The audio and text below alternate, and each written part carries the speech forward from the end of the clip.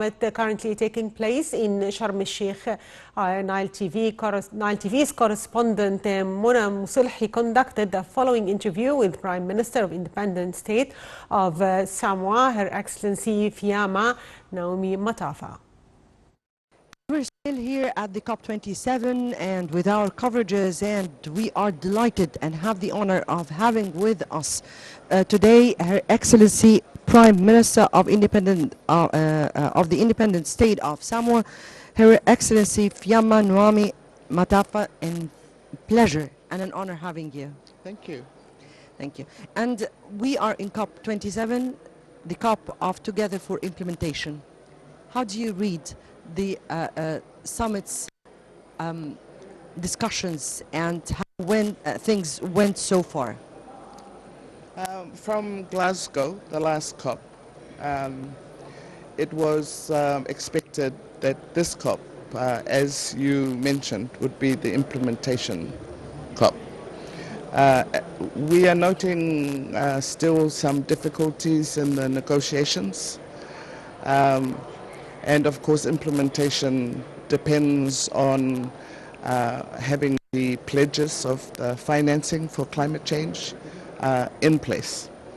So we're still hopeful that those pledges will come through to begin to deliver and hopefully have in place the implementation of programs that have been set.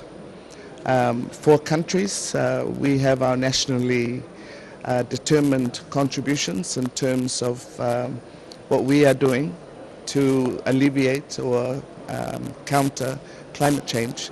For my country and for the Pacific, it is about renewable energy.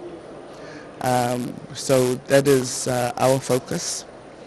And also plans for adaptation, because as small island states, our physical infrastructure is very much impacted.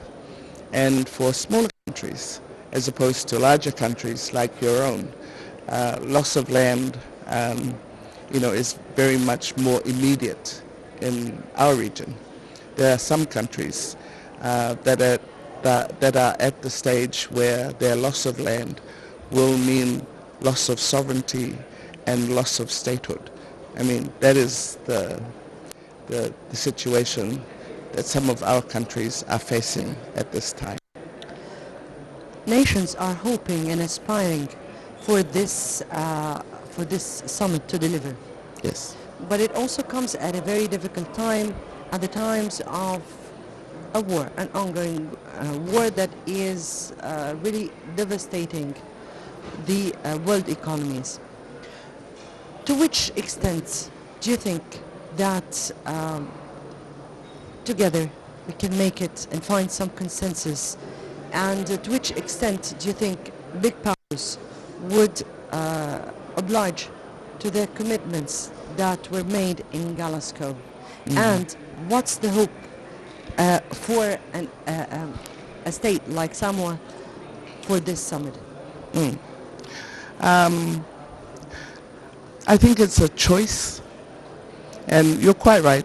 The current conflict, war in the Ukraine, the post-COVID situation, which we are also facing, does present governments, with very immediate and urgent considerations.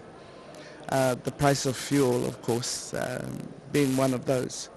But once again, we have that question, where does climate change and the impact of climate change and the threat that it presents for the survival of the planet? So it's really about choice.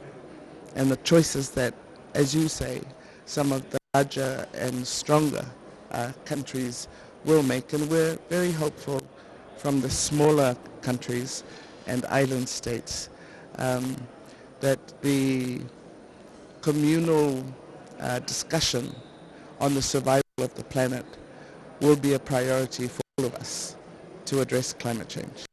Definitely it is a priority, and we are hoping and aspiring, and we are filled with optimism.